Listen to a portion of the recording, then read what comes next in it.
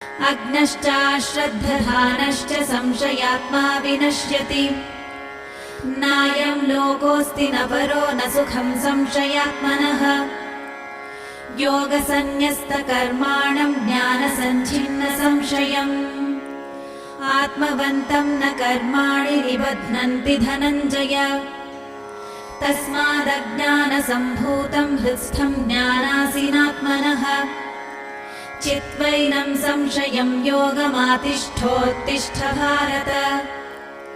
ॐ तत्सदिति श्रीमद्भगवद्गीतासु उपनिषत्सु ब्रह्मविद्यायां योगशास्त्रे श्रीकृष्णार्जुनसंवादे ज्ञानकर्मसन्न्यासयोगो नाम चतुर्थोऽध्यायः।